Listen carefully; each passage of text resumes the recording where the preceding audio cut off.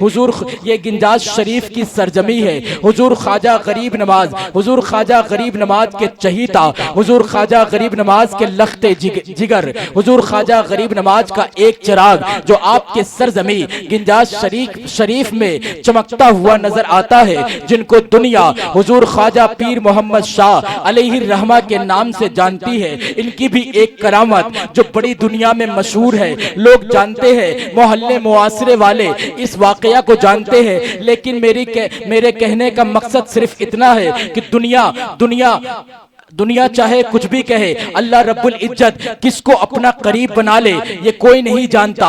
ये दुनिया कह देती है ये शराबी है, इसे अल्लाह जहन्नम देगा, ये बेनमाजी है, इस पे जुल्म किया जाएगा।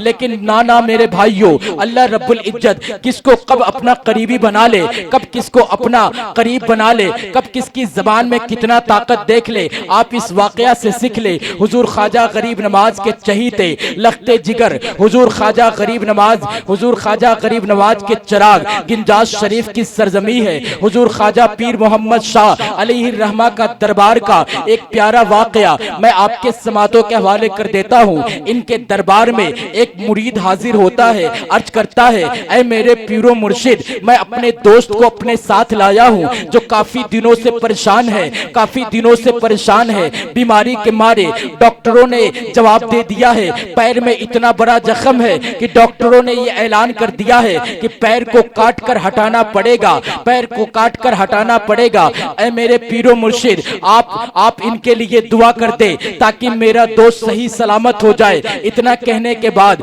हुजूर ख्वाजा पीर मोहम्मद शाह अलैहि रहमा ख्वाजा गरीब नवाज के चहीते अपने पीरो मुर्शिद को याद करने के बाद अपने मुरीद को हुक्म देते कि वो रोड पे पड़ा एक कंकर को उठाकर लाओ, जिसको दुनिया ईंट बोलती है, कंकर पत्थर बोलती है, उस ईंट को लेकर आओ, ईंट को ले आओ। ईंट को लाने के बाद हुजूर ख्वाजा पीर मोहम्मद शाह अलैहि रहमा फरमाते हैं, ऐ मेरे मुरीद, जाओ इस शख्स से कह देना कि इस ईंट को पीस कर अपने घाव पर लगाए, इसे पीस कर अपनी मुंह से पिए, अपनी ज़बान पे डाले।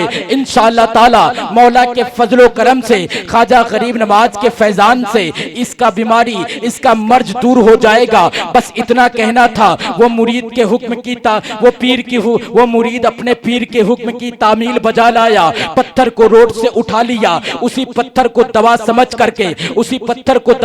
करके रोज घिस कर पीने लगा, और अपनी जख्म पे लगाने लगा। आखिरकार वो पत्थर दवा में रंग ले आई। आखिरकार मौला की फजलो करम से हुजूर ख्वाजा पीर मोहम्मद शाह अलैहि रहमा की दुआ रंग ले आई। आखिरकार वो उसका पैर फिर से पहले जैसा हो गया, वो शहते आब हो गया। इस बात से ये मालूम चलता है, इस वाकया से ये सीख मिलती है, अल्लाह रब्बुल इज्जत जिसे करीब बना लेता है फिर वो उसकी जबान बन जाता है। जिसकी जबान जो वो अपनी जबान से बोल देता है वो फिर उसकी जबान नहीं बल्कि खुदा की जबान होती है। फिर अल्लाह ताला उसका पैर बन जाता है, जिस पैर से वो चलता है। तभी तो दुनिया कहती है अगर जमीन बंजर है तो पीर को बुला लाओ, तो घर में बरकत नहीं है तो घर में पीर को बुला लाओ, जिंदगी में परेशानी है पीर से दुआ करा लो। आखिरकार क्यों, जब आप इस पे स्टडी करेंगे तो हुजूर की हदीस याद आएगी। आखिरकार हुजूर ख्वाजा पीर मोहम्मद शाह अलैहि रहमा की जबान में इतनी ताकत कैसे आ गई, इतनी ताकत कैसे आ गई कि उन्होंने ईंट को दवा में तब्दील कर दिया। उन्होंने ईंट को पीस कर अपने मुरीद को कहा इसे खा लो, बीमारी दूर हो जाएगी, मर्ज खत्म हो जाएगा। खत्म हो गई। उनकी जबान में इतनी ताकत कैसे आ गई, जब आप इस पे स्टडी करेंगे तो मालूम ये चलेगा। हुजूर ख्वाजा पीर मोहम्मद शाह अलैहि रहमा पैदा हुए थे अपने माँ के कोख से। उनके पास अल्लाह ने 2 हाथ दिया था, 2 पैर दिया था, 2 आंख दिया था, इंसानी शकल था, लेकिन उनकी रूह अल्लाह से मिलती थी, उनकी नियत नमाज से मिलती थी, उनकी उनकी नियत कुरान के आयतों से मिलती थी, तभी तो अल्लाह रब्बुल इज्जत ने उनकी जबान में इतनी ताकत दिया, उनके पैरों में इतना ताकत दिया, जहां वो बंजर जमीन पे पैर रखते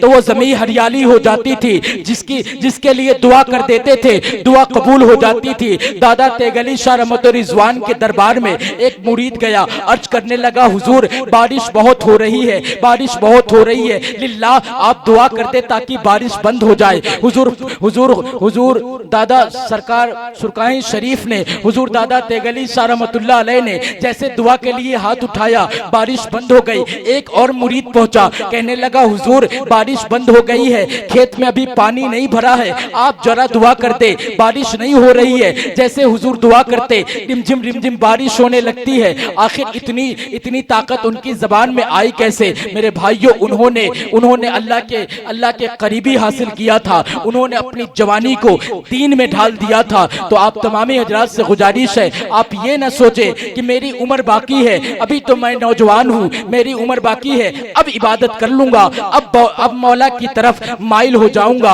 आपके पास बेहतरीन तोहफा है, बेहतरीन महीना है, बेहतरीन महीना में आप शिरकत कर रहे हैं। इसी महीना में हुजूर आका अलैहिस्सलाम फरमाते कि माह शाबान वो महीना है कि जिस महीने में इंसान के अच्छे अमाल और बुरे अमाल को उठाए जाते हैं। और हुजूर आका अलैहिस्सलाम फरमाते हैं कि मैं इसलिए इस पूरे महीने में रोजा रखता हूँ क्योंकि मैं नहीं चाहता हूँ कि मेरे अमाल रोजे में ना उठाए जाए। मैं ये चाहता हूँ कि जब मेरे अमाल अल्लाह के जानिब उठाए जाए उस वक्त मैं रोजे के हाल में रहूं, रोजे में रहूं। सो मोहतरम हजरात, आप तमामी हजरात से गुजारिश है कि आप जितना ज्यादा हो सके